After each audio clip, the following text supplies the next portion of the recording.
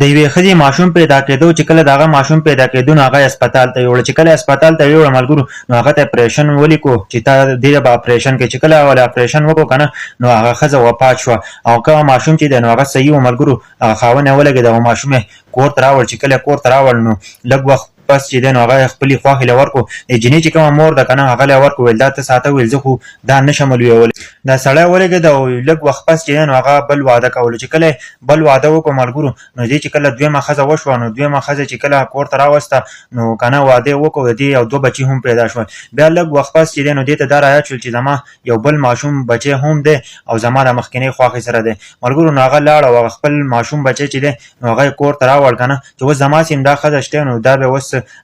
خیال ساتي او دا به اوس حفاظت کوي ملګرو نو چې کله هغې کور ته راوړ ملګرو نو کور ته چې راوړ که نه د دې بلې ښځې چې دي نو دوه بچې دي ماشوم چې دی نو دې اوس مېرنۍ مور ده ملګرو نو دی چې دی ډېر زیاتي ورسره کوي کله په یو ځای کې خوراک هم ورله صحیح نه ورکوي او کله یې وایي او ډېر جنګ ورته کوي په مخه غریب چې دی نو ډېر زیات تکلیف ورته وي ځکه چې د هلک مېرنۍ مور چې ده د دې مېلمانه راشي د دې د کور خلک راشي نو دا چې دی نو د هغه راشي کښېني ټیبل ته نو دا ماشوم هلک چې دی نو دا ورسره هم کښېني او ټول یې ناستې نو چې کله وله روټۍ راوړي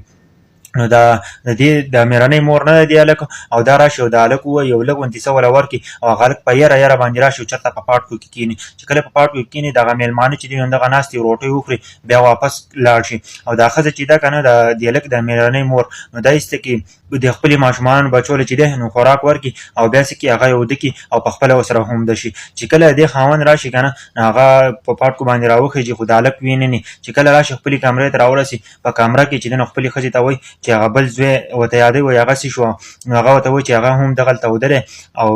زما د بچي هم دلته اوده دي ملګرو نو هغه لاړ شي په خپل کټ کې څملي چې کله په خپل کټ کې څملي که نه نو په خوب کې ورته یو خو خپله مخکینۍ ښځه راشي ښځه ورته وایي که نه وایي د خپل بچي خیال ساته نو هغه زر په خوب کې راپاسي که نه او د خپلې ښځې نه تپوس وکړي نو چې زما هغه بچی چې شو هغه په کوم ځای کې ده نو هغه هغلته په کټ کې اوده دی ملګرو د هغه نه پس چې دی نو بیا اوده شي نو بیا چې لږ پس وشي نو بیا وله په خوب کې هغه جینۍ راشي که نه وایي د خپل زوی خیال ساته نو هغه بیا راپاسي که نه او د خپل ښځې نه تپوس وکړي چې زما هغه زوی چې شو نو هغه ورته بیا هم وایي چې په دې کټ کې پروت دی په درېیم ځل باندې چې بیا وله دا ښځه راشي که نه وایي اوس چې نه دی ستا زوی چې دی نو اوس هغه زما خواله راغلی دی ملګرو او اوس چې دی نو هغه خیال اوس مه ساته نو هغه ایسته کې راپاسي خپلې ښځې ته وایي چې زما زوی په کوم ځای کې اوده دی په کوم کټ کې اوده دی نو چې هغه لاړ شي که نه هغه په کټ کې نه نو هغه زر راشي او پاټکو ته راشي چې په پاټکو کې راشي ماشوم دی چې کله ماشوم راواخلي نو د هغه نه پلیټ ولوېږي او هغه ماشوم چې دی نو مړ شوی دی نو افسوس خبره دا ده که نه که ستاسو بچي مېرنۍ بچي یا دوه ښځې مې نو د خپلې بچو ضرور خیال ساتئ